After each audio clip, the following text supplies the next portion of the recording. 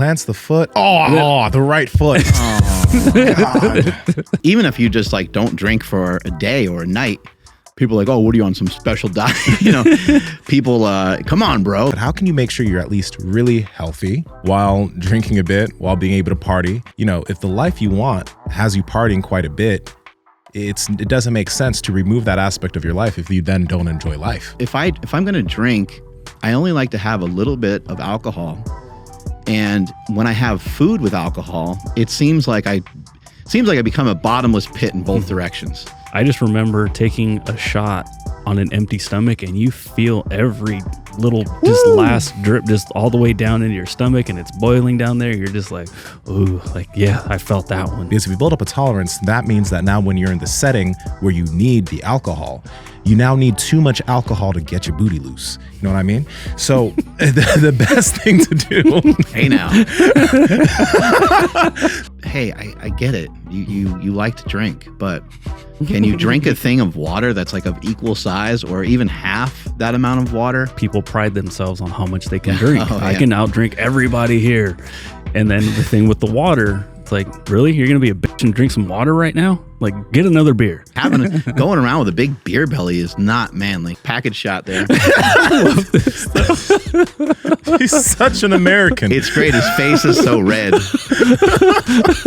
You were saying like how it doesn't help with habits, and I agree with that. But where it can be a little bit helpful, but I just also think you need to be careful, is I think it can make you feel good. And we can't ever underestimate the power of feeling good. Truly.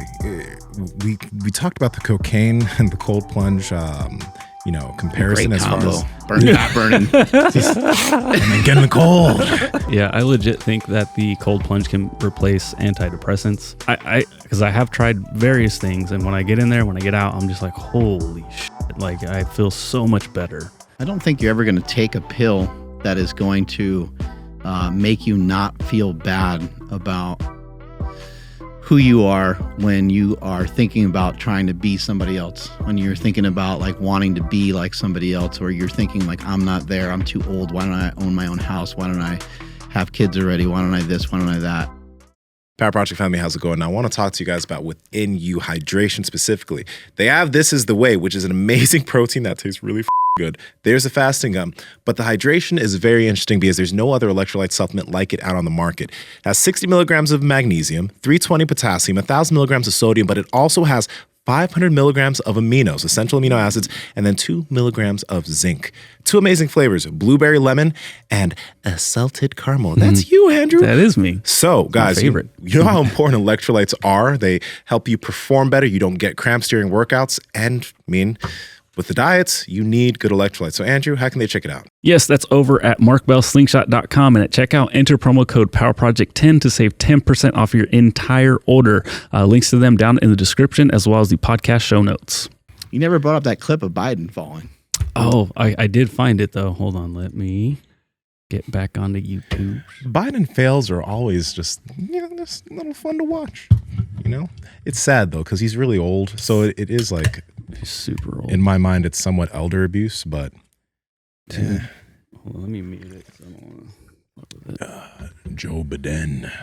Why I fucking hate shorts. God, stupid. There we go. This will work.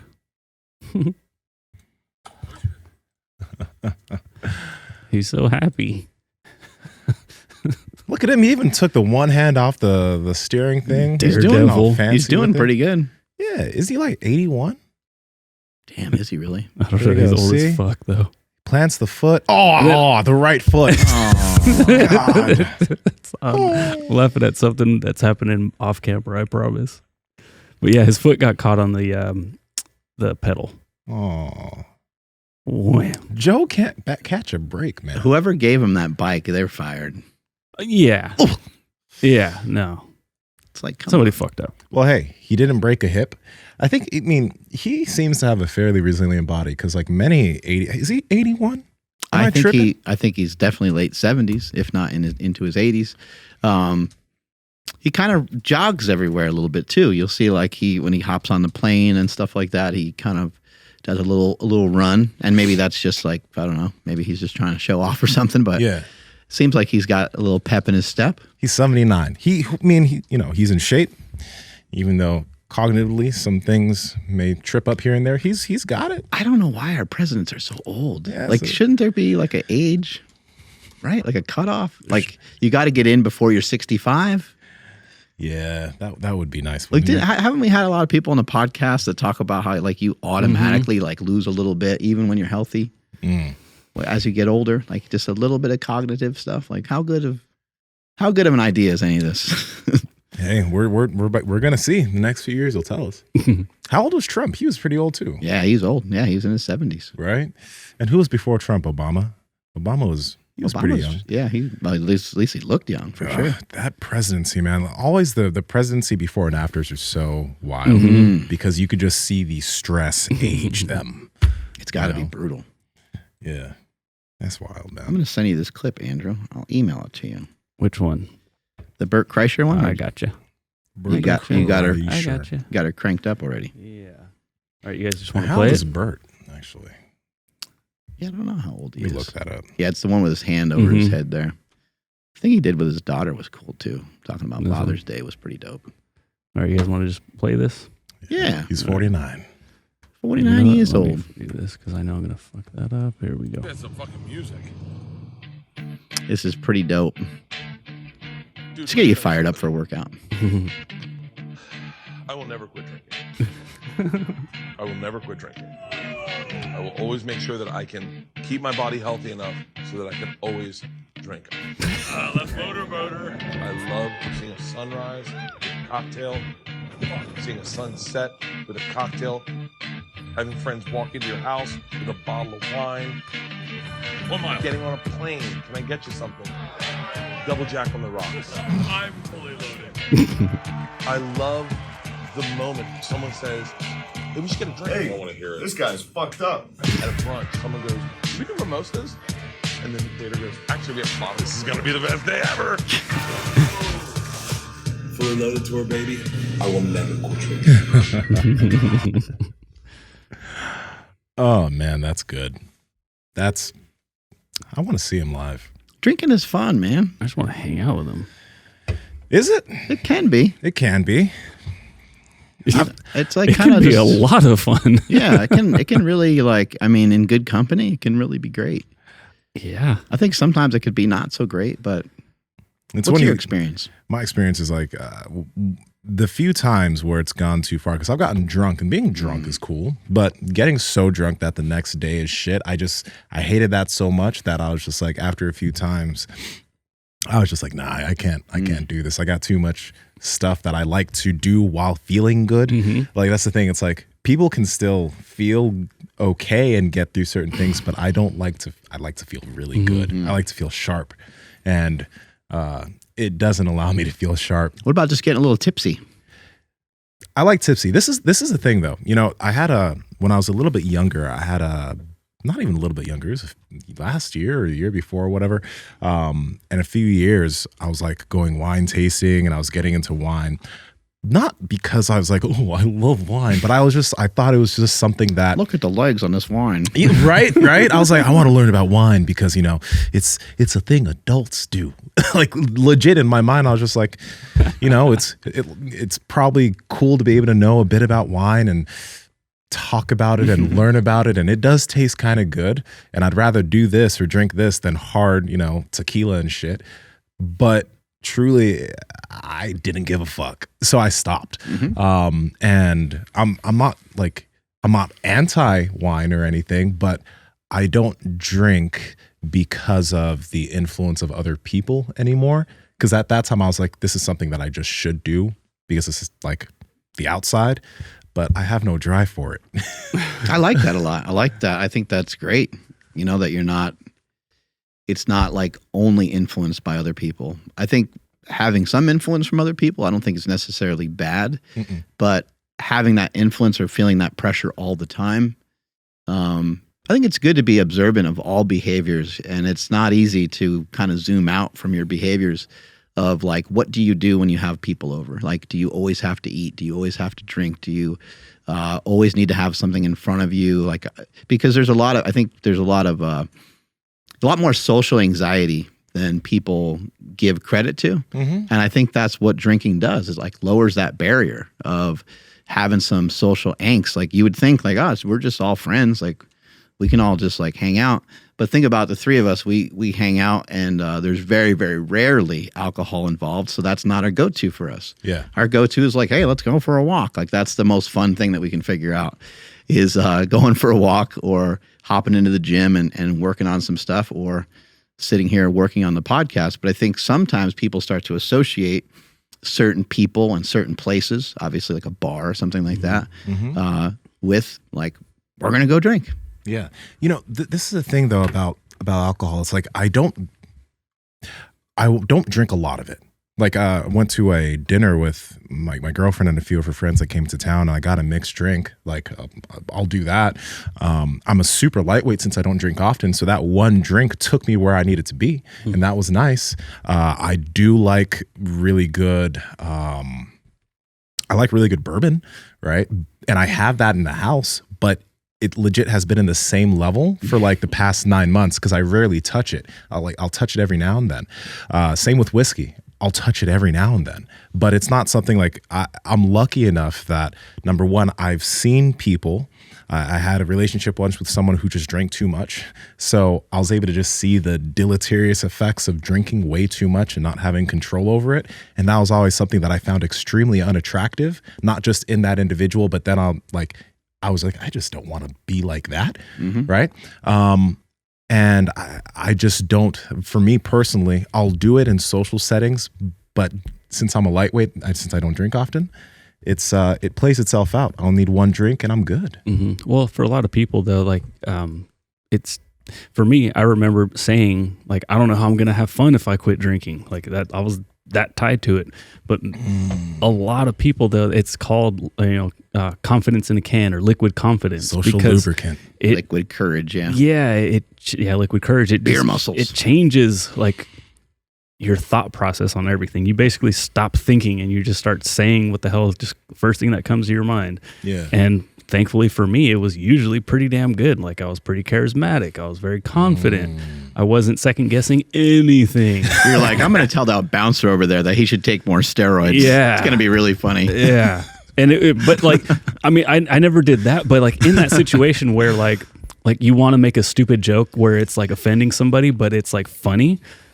It would always work out when I was drunk. Like if I wasn't drunk, it would like fall flat and like start shit. It's like, so it was weird. Like it just, everything kind of just like fell into place when I would be drinking. Yeah. And so it was really hard to be like, I'm not going to do that anymore. I think someone like Bert Kreischer, he's also like the life of the party. And then when you become that person, then it's very difficult. And then like even if you just like don't drink for a day or a night, people are like, oh, what are you on some special diet? People, come on, bro. Like, what are you doing type of thing. But I think with someone like him, there was a couple other things I observed, and I know it's like silly to like break this down because he's having fun and he's just talking. But he did mention like seeing the sunrise and seeing the sunset. So to me, that kind of tells me like this is a guy who just doesn't want to miss out on life. And it doesn't seem like he is. It seems like he has a lot of things in order. Does he drink too much? I don't know him personally, so I can't really say. I've never been around him, never met him, so I don't truly know. But what he showed in the video seems like excessive for sure. But is it negatively impacting his day-to-day? If it's not affecting his job, if it's not negatively impacting his health, which it could be, if it's not having like a real negative impact on a lot of the other aspects of his life, then maybe it's okay, or maybe it's just okay for a period of time. Some people just love to party. I think I've listened to Two Bears before, and I've heard Bert say that he just doesn't want to miss out on the party. Fucking funny. He's hilarious, and he just doesn't want to miss out on the party. And I think I don't want to bring in my bias because I don't give a fuck about partying. Like I really don't. I could go my whole life without ever going to another party. I truly could. And I think that kind of informs like, I guess the way I look at drinking. Because if you're someone who likes partying and that's not a bad thing, my question or my wonder is, there could be a way for people to love to party and also stay healthy. right? Like you can love to party and you don't have to drink excessively in a way that it fucks up your sleep, because we know how you getting good sleep will affect your longevity, your memory, your cognitive abilities during the day. Can you somehow balance that? And you don't need to stop doing what you love if it's partying with whoever, but how can individuals that love that have it all? So how can you be healthy? Because there's some people who are in really good shape, but how can you make sure you're at least really healthy while drinking a bit, while being able to party and having the life you want? Because, if the life you want has you partying quite a bit, it doesn't make sense to remove that aspect of your life if you then don't enjoy life. Right? Everyone's life is different. You don't need to be like fucking myopic and just so focused on fitness like we are. That's not the thing. But how can you have it all, but still, live a life that you truly enjoy, a healthy life that you truly enjoy, since the health aspect is what we're focused on? And I would imagine like there shouldn't be anything that holds him back from being able to lose body fat if that's something that he chooses to do. Even the alcohol, the alcohol to some extent should be fair game. Maybe he's got to make some adjustments to the type of alcohol so that he's not getting too many calories from just the alcoholic beverages themselves, because that could really add up over time. But, and again, I don't know his business. I don't know what he does from a eating perspective, but what if he used a little bit of intermittent fasting? Or what if he tried eating every other day? Like there's a lot of things that you can incorporate or implement that maybe he just hasn't really tried yet. But again, the alcohol is not going to necessarily interfere. It's not like the alcohol completely shuts you down from being able to burn fat, although it can, because I heard that you have to metabolize the alcohol first in order for your body to get into like a fat burning. I don't even know how true that is. But my point being is that there's nothing restricting him from finding a way to not overeat every day, finding a way to be in a caloric deficit. There's nothing preventing him from exercising. However, again, if he's drinking too much and he's got to sleep in till noon, and then he's got requirements to work on his writing because he's got a show coming up, and see, like he looks like he's a busy fucking guy. Oh, absolutely. A lot of shit going on. And he's been a high-level comedian for a really long time. So he's also a father. He's also married. Like, there's other obligations in his life. And potentially, if the drinking is negatively impacting that would be something to look at and say, well, can we figure out a way to cut back a bit? A way for me that was worked well. Again, I've never been that attached to drinking, so it's not really much of a thing for me. I just don't. If I'm going to drink, I only like to have a little bit of alcohol. And when I have food with alcohol, it seems like I become a bottomless pit in both directions. It seems like I can keep drinking and I don't feel it nearly as much. And it feels like I can eat forever. I can't fill up. And like food loses its flavor and everything, especially once I get past, having like 2 or 3 drinks. So if I'm going to have a drink, it's going to be like before dinner, maybe with like an appetizer. I'm going to have like a drink. I probably didn't eat much for the day, so that drink's going to hit me pretty good. It's going to put me right into that magic spot that we're talking about of being a little bit silly, but not too silly. And that, for me, that works really well. And so anytime we go out to eat or we do something as a maybe we get together with another couple or something like that, or my wife and I go out, it's like I might have a drink before we leave the house. I may have a drink at the destination that we're at, and that's going to be it. I'm not going to drink anymore, because if I drink more than that, I know for sure I'm going to go off my diet. And if I continue to drink and start to get to 5 glasses of wine or something like that, that's not going to feel good the next day. Not that I feel terrible, but I just won't feel good, and I'm probably going to want more sleep than normal. And we know that the sleep is compromised, right? Yeah, I was just you already had said it, but like in regards to someone like Bert Kreischer could definitely try some intermittent fasting. I just remember taking a shot on an empty stomach, and you feel every little just last drip just all the way down into your stomach, and it's boiling down there. You're just like, ooh, like, yeah, I felt that one. So it can make you feel, make the alcohol a little bit stronger when it's not actually stronger. But for everybody listening, like, Bert Kreischer has kind of built this life around like him drinking. So I'm not gonna say it's easy for him, because he does work hard, but like it would be very difficult for someone like me to try to, be the life of the party and still keep my shit straight, because I'm not going to say he gets paid to be drunk, but let's be honest. We all watch this. We're all talking about him because he likes to drink a lot. So this is the life that he's kind of built around his not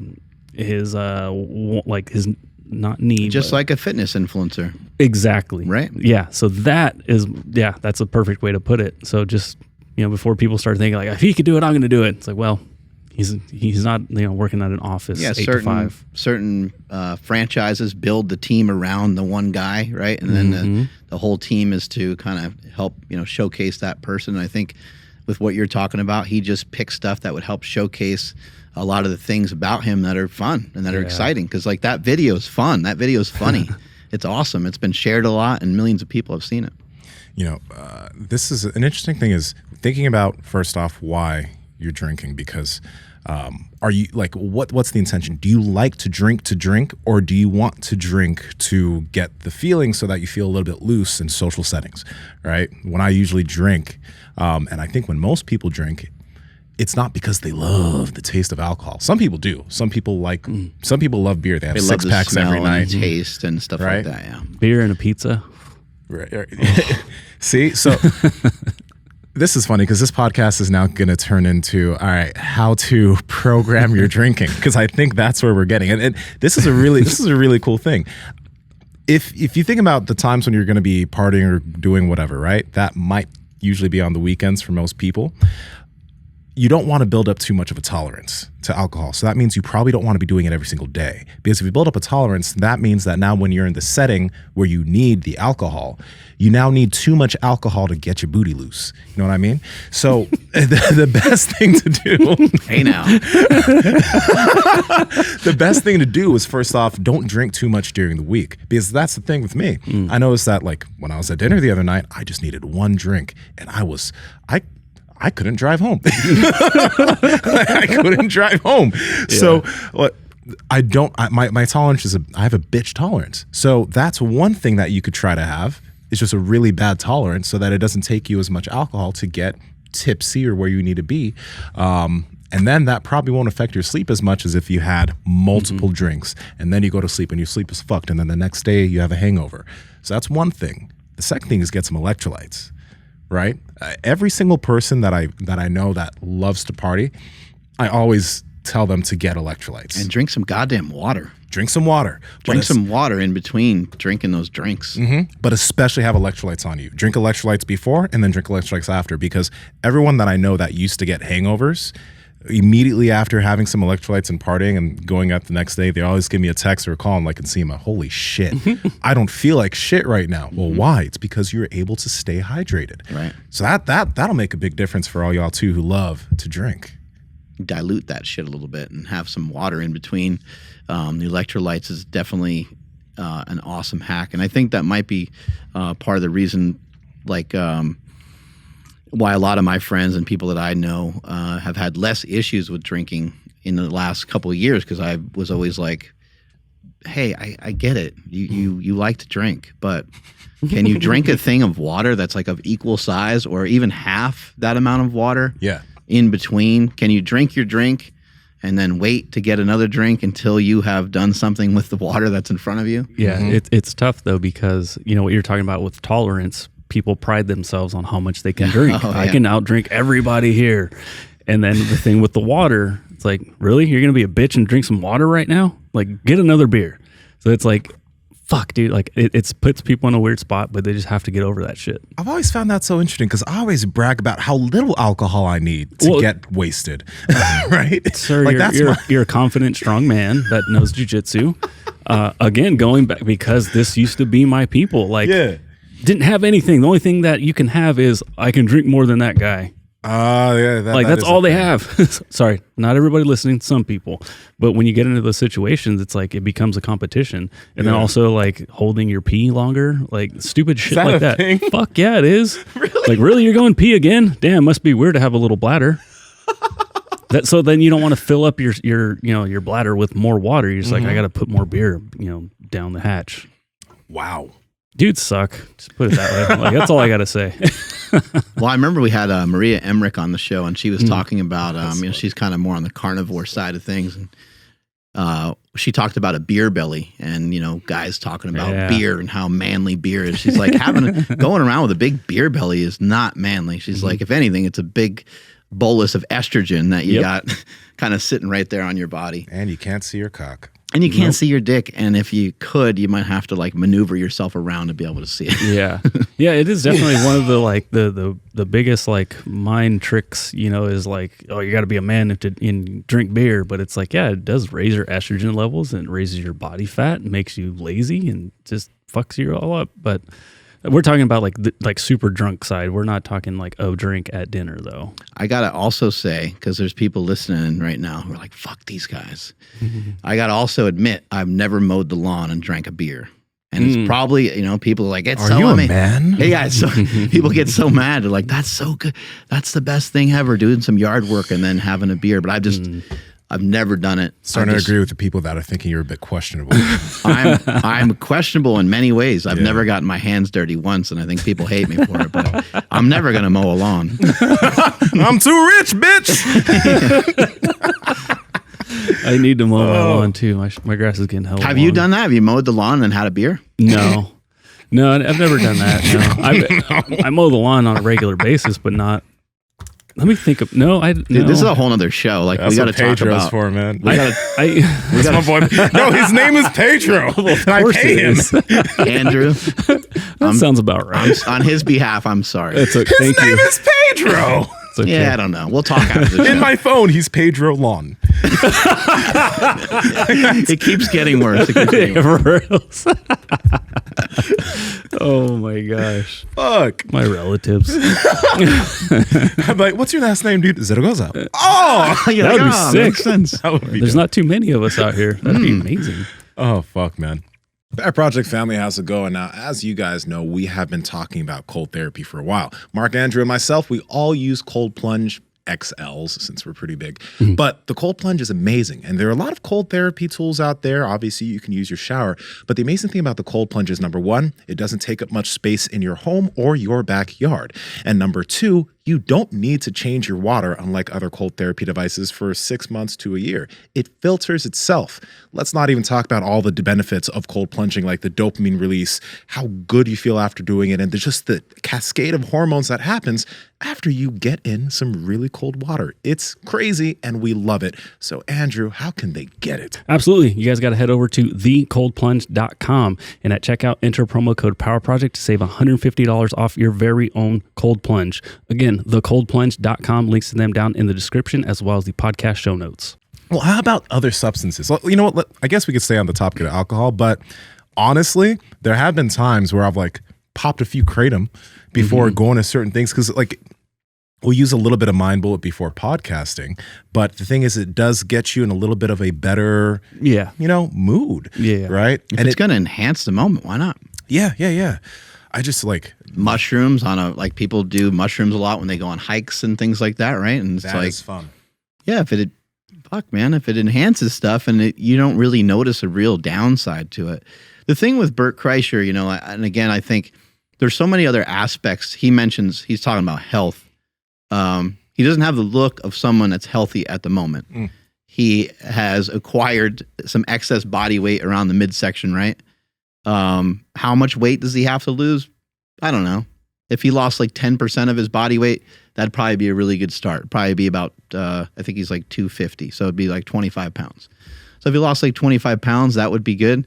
But like he has a good frame. He does have a good frame. Like his arms and legs look fine. It's just, he just has a belly. And even right there, like laying down, that was zoom in package shot there. I love this stuff. He's such an American. It's great. His face is so red. God damn. Well, that's just it, right? He's playing into like the American psyche, the American dream of like you can have it all. And there's how many people go to his show? And I mean, look at Stone Cold. Right. Stone Cold Steve Austin. He would drink beer and beat up the boss, and like, I mean, people just it really resonated with people. And people go to They go to baseball games, they go to football games, they have a lot of drinks, they get fired up, they're yelling, they paint their chest, they like smacking around their buddies, they kind of get in like, they wrestle and fucking get all fired up. And you're not going to do that when you're not drinking. And I think the other side of health that isn't talked about enough is community, having a good time, having a lot of fun, having good relationships. Like, can this guy check the boxes off on that stuff? It looks like it, right? It looks like he has a lot of other things in his life that he can feel great about. Yeah. That probably have him relatively healthy. Now, like, is his blood pressure off? Is this off, that off? I think he's gotten some blood work done and stuff. I don't know any of the results of any of that stuff, but I mean, my main recommendation for him would be just to simply figure out a way to get through each day with eating more protein and cutting back on some of the types of food that he eats that it's hard for him to control how much he eats. And he's pretty fucking strong. Like, He's making 225 look, and he's really very easy. athletic. Yeah, there's something about his frame. Like he has a belly, but like when you see him stand, like when you saw his legs in that water, you can tell there's an athlete. He's done shit. Oh, yeah. I don't know what he's done, but he's done shit, even though he has that belly.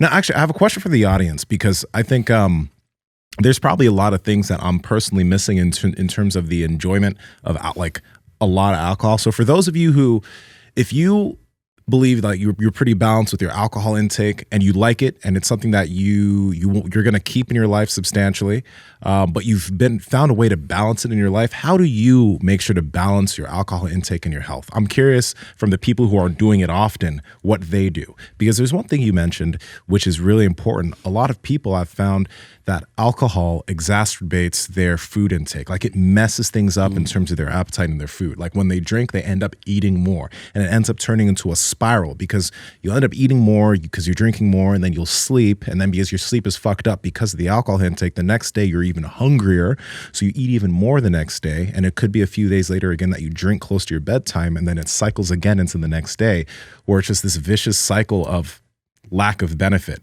That's why it's like, the drinking thing is really tough, especially being able to drink quite a bit and staying really healthy, because it doesn't help good habits. Like, it doesn't make things that, like, one of the biggest things, which is your sleep, it doesn't allow you to do that in a good way. So that means the next day you have to be hyper focused on not letting those craving triggers get you to take action on eating food. So it just seems like a battle that I'd much rather just not fight. You know? I don't know exactly what alcohol does. I don't know what it does to the brain and so forth. But when I did the diet of 1 bottle of wine a day, oh Jesus, how long did you do that? I did it for 5 days. Okay. And it was interesting. I mean, I did lose some weight, but I mean, there's just like a calorie equation to everything too. I had 1 regular meal, drank a bottle of wine a day. It was really hard to figure out how to do it with like commuting and driving places. I was like, how the fuck? So I had to kind of switch things up from what was recommended to drink just later in the day. But benefits of a Tesla. yeah. Let the Tesla drive for you. But what was interesting about it is you were saying like how it doesn't help with habits, and I agree with that. But where it can be a little bit helpful, but I just also think you need to be careful, is I think it can make you feel good. And we can't ever underestimate the power of feeling good. Kratom makes you feel good. Caffeine makes you feel good. It's a really dangerous thing to chase, though. And it's a dangerous thing to really lean on. Like, I'm going to feel good, you know? Working out is a really amazing thing because it doesn't always work out. Like, it doesn't always work that you always, like, you will potentially always feel a little bit better after you worked out from where you started, but you won't always feel amazing. And I mean, it's kind of the same thing can happen with alcohol, depending on setting and who you're with and stuff like that. Sometimes it doesn't work that great, but for the most of the time when it comes to a drug, caffeine, kratom, alcohol in this instance, it will do about the same thing every time. And so I think that can be dangerous sometimes to kind of like it could be could be your favorite song. You're trying to search for your favorite song and you think it's going to do something to you specifically and get you fired up or put you in a particular mood, and it just doesn't. And you're like, oh, that's weird. It still didn't hit me the way that I wanted it to. I think having that reliance and that dependence on something where you know that it's a stable thing. This is gonna do this to me. This is gonna make me this way. And I don't like that. I don't like to have stuff make me. I'd rather utilize alcohol where I'm already in a pretty good mood. I feel really in control, and maybe I'll have one, maybe I'll have three, but I just want to enjoy this moment with some other people, and I'm in control of this moment, and I'm kind of dictating my mood, and I'm going to dictate how much of this I have. A dark place that alcohol can get to, because I had a very close friend who, when he was in college, he got into the habit of drinking. But then it would always be when he was in social settings trying to hang out with girls, he'd drink. But then what happened is, because he'd be drinking when he'd be doing this, all the times where he'd have sex with women, he was kind of drunk or kind of tipsy. So he literally couldn't get aroused around women because of that habit. He wasn't purposefully setting this habit, but because the setting always led to him drinking, then having sex, it came to, now if I'm not drunk or I'm not tipsy, I can't get aroused with women. And this is something that happens to a lot of people that drink heavily in these types of settings. It then becomes that you then need alcohol to be able to perform. And you don't want to build that type of habit loop, you know? It could happen with weed. It can happen with a lot of things. If you always need substances to loosen yourself up in settings, you're going to then, that substance becomes the catalyst for you to be able to do what you need to do. This is women's fault. Right? This comes all back like, guys wouldn't dance if it wasn't for chicks dancing at a club, and then the guys, they have to drink in order to dance. I mean, you see how this works? We're fucked, man. Yeah. God damn it. Before I forget, there's it's a short film. It's amazing. It's TJ Miller's in it, but it's called Successful Alcoholics. It's pretty funny. You're not gonna get like any life altering like message from it, but it's just funny. It's a couple that like they're just all like they're alcoholics, but he's just like, it's okay, we're successful, we can do this. But it's pretty good. But what you guys are talking about is like which I leaned on it a lot, was like, it was my escape. I had to get drunk. That's what I wanted to do every night, because I'm like, fuck, dude, I don't want to go to work. Like, my job sucks. And when it came to like the weekends, that's when I would really let loose. I didn't have to worry about the next day because I didn't have any habits that I gave a fuck about. Yeah. My whole goal was just like, get up, try to manage this hangover, get food in me so I could do it again tonight. That's all it was. And because I didn't want to face reality, I didn't like where I was. And it like you said, Mark, it made me feel really good. Yeah. So now it's really hard to tell somebody like, no, eventually if you go through a really, really rough patch, you'll feel really good without it. But in that moment, it's like, well, how about I just crack this bottle open and feel good right now? It's and imagine really hard. Imagine if instead, like, you hit a heavy bag for 30 minutes, or you ran, or you know, I know, like, again, people are like, these guys are so fucking boring with their health and fitness bullshit. But again, it's a nice safety net to have, to rely on that. I think any of us would want our kids or Nsima's future child to like have that reliance on, I'm going to go actually like take care of this myself. Yeah. I don't feel great I'm pissed at something. I'm sad. I'm mad. Man, that's weird. I don't feel myself today. I feel kind of depressed. You know what? Probably the best thing is for me to get into that cold plunge, or the best thing is for me to go do that run, or go hit up that workout. You know, truly, we talked about the cocaine and the cold plunge, you know, comparison. Great as combo. far as burning, not burning. and then get in the cold, ready to go. Too well in the actual cold. Just have a line on the edge. On the edge, yeah. Smooth. But, you know, Andrew Huberman was mentioning how he knew, like, actually, it wasn't Andrew. It was Dopamine Nation, Anna Lemke. Anna Lemke, in her book, she talked about somebody who was a cocaine addict and how they ended up switching because of the release of dopamine from cold plunging. They ended up just going straight in on cold every fucking day. And that became their switch from coke to cold. So you can change, because of the dopamine release from getting into a cold plunge, it's legit. But you can change these habits with healthier things that can elicit the same type of adrenaline, dopamine. You can do it in a healthier way. So that's nothing to scoff at. I know that we sound like psychopaths sometimes with how much we rely on exercise and doing shit, but one of the reasons why we rely on that is because it's our drug of choice. As fucking cheesy as that sounds, like it is all the releases of hormones that happens. It is our drug of choice for a lot of stressful situations. You get that from anything that you tell yourself that you want to do and that you actually go do. That's why I touch the wall on both sides of the gym every time when I drag the sled, because I'm like, going to drag the sled this way. I'm going to touch this. When I go run, I'm going to run this distance. When I run and when I finish, whether it's a long time that it took me or a short time that it took me, either way, I'm proud. I'm like, I set out to do that. I did that today. Check. The same thing happens with our nutrition. There's that book, The Body Keeps Score. Your body, your brain, your mind, your spirit, it all keeps score. It knows like when you're fucking up and it knows when you're doing really well. And it's, if you have a particular plan that you're thinking about, make sure that you have some of your thoughts organized on what your plan is.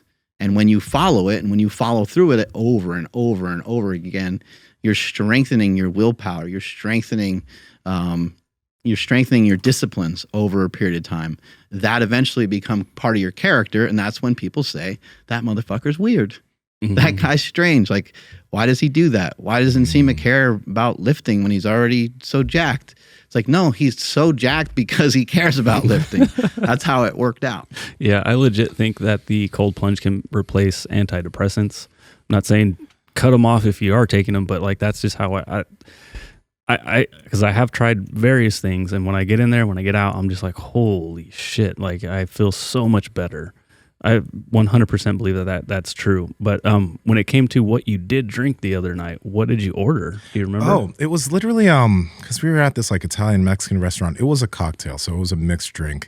It had some Italian Mexican. I know. Restaurant. I was like, wait a second. It had some rum and something else. We got meatballs and tacos.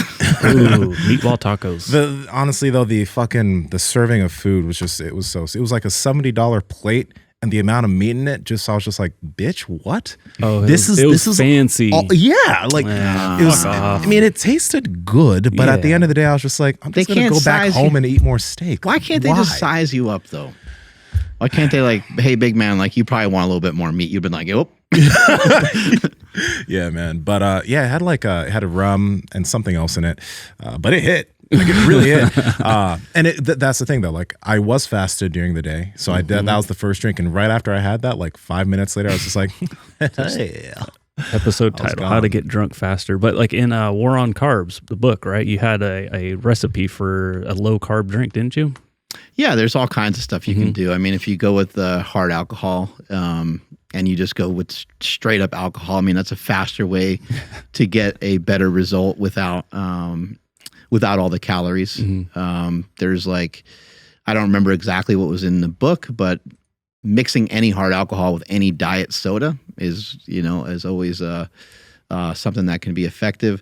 And then certain types of wine, I think there's like, it might be like a brand. I think it's called like Dry Creek, where they have like lower carbohydrate. I think if you Google like Dry Creek and lower carb, you'll find some lower carbohydrate wines and stuff like that. But again, like when you're doing stuff like that, like I'm not a big fan of like Halo Top and some of these other ice creams and stuff. Because like if I'm going to eat ice cream, I'm just going to eat ice cream. And if I'm going to drink, I'm not really that concerned about that part of it, about the drinks themselves having calories in them, unless it's like straight up from soda, because that's an easy replacement. And then I probably just would choose not to really have an alcoholic beverage that had like juice in it, because again, it's just like going to have 200 calories in it for no reason kind of thing. You know what though, guys? I want to go back to the thing you were mentioning about prescription medication, Andrew. It's wild because I've been going through the book, The Body Keeps Score, and it does talk about the benefits that some of these SSRIs have had on individuals and people. But then I was also I'm going through Jaws. I'm almost done with that book. And America, I mean, you guys probably already knew this, but America consumes 75% of prescription medication. We are And are we better off? but you know, with all the things that we've been learning from people in terms of how like these like cold plunging, and I'm not fucking joking about the dopamine release from cold plunging, getting sun in the morning, breathing the right way, and the effect that that can have in terms of calming an individual down. But then the opposite side of the spectrum, where people don't get good sleep, people don't exercise, people are breathing in a way that's going to ramp up their sympathetic nervous system and make them like just very stressed. And all these things, all these just simple habits, because let's say you don't need a cold plunge, but you could take a cold shower. All these things that you could do for free that people aren't doing. But the turn is, let me get a medication instead. And again, I know that some people really do need these medications, but it's so wild to me how many people I know could just change a few habits in life and be totally off medication, but they're so dependent on it. And again, we in America, we're 75%, like compared to all these other countries. It's bad. Yeah, it's not what's presented in front of everybody, right? It is like when you turn on and you're watching anything on TV, you see the fucking little sad cartoon circle jumping around. You know, it's like, oh, maybe I'm depressed. Oh, maybe I should tell my doctor, and your doctor is going to be like, fuck yeah. Like, yeah, you probably are. Here you go. Let's try this one. Yeah. And the weird thing is, it's not like a cough medicine where it's like, I have a cough. Okay, this thing's going to numb some shit so that way I don't cough as much. When it comes to the brain, we have no fucking clue what we're doing. We're just like, here, try this shit. That didn't work. Okay, try this one. You got a headache? Try this one. You got, like, you have no idea. Cocktail. Like you just have to they say just keep trying until you find one. But that's where we go to. We don't go to like, maybe there's some alternative ways we can approach this. We don't do that here. I don't think you're ever going to take a pill that is going to make you not feel bad about who you are when you are thinking about trying to be somebody else, when you're thinking about like wanting to be like somebody else, or you're thinking like, I'm not there, I'm too old, why don't I own my own house, why don't I have kids already, why don't I this, why don't I that, and you just, I don't think there's pills for those things, and I believe that that's what most people suffer from, and obviously there's way more things in mental health than just that, but I think I'm not a big believer that these drugs do much of anything. And I haven't researched it a ton, but in some of the information I've seen, it looks like you can show that there's studies that show that they have some efficacy, and there's some studies that show that they don't. But it's also like pharmaceutical driven. Like people have something to sell. They have an agenda. They got products to sell. I do have some close friends that are bipolar and that kind of run the gamut on many different things that you would associate with mental health issues. And when I look at them, I'm like, they could lose weight. Like they could get on a diet plan. Like maybe it's harder for them to lose weight. Like I understand all the hurdles involved. But can they, and maybe they can't be in the shape that they want to be in, but could they be better than they were yesterday? I think everybody can. I think a lot of people that are depressed and upset and their emotions fly around, their emotions kind of are almost like they're getting drug around by a bunch of wild horses sometimes based on the input that comes in. I think everybody can really fix that. And I don't think that you can fix it with the mind only, because you can have a reinterpretation of things, and that would be great if we can all just be like, yeah, don't act that way anymore, and boom, you just decide not to. But I think you can get it through the physical. So if people stopped walking around so weak and they worked on making themselves stronger, if people stopped walking around being 50, 60, 70, 100 pounds overweight, it might not fix everything, but they're going to feel fucking better. And I think that drug would outweigh any drug a pharmaceutical company will ever make. Mm-hmm. Take us on out of here, Andrew. All righty. Thank you, everybody, for checking out today's episode. Please drop us a comment down below. Let us know what you guys thought about today's episode. And make sure you guys are subscribed. If you guys are not subscribed, hit that bell notification so you guys don't miss any more uploads. And when I say drop us comments down in the comment section. I really like hanging out with everybody during the premieres. But for the algorithm it really helps if you guys drop comments down in the comment section so they stay there permanently. And please follow the podcast at MB Power Project on Instagram, TikTok, and Twitter. My Instagram, TikTok, and Twitter is at I am Andrew Z. Nsima, where you at? Pretty sure we're at 1,500 in Discord right now. So we're close to 2,000. Join the Discord below in the description box. We interact with you guys there. We get a lot of topics from you guys from there, and we're able to see what you guys are interested in. At Nsima Inyang on Instagram and YouTube, at Nsima Inyang on TikTok and Twitter. Mark? I'm at Mark's Belly Bell. Strength is never weakness, weakness never strength. Catch you guys later. Bye.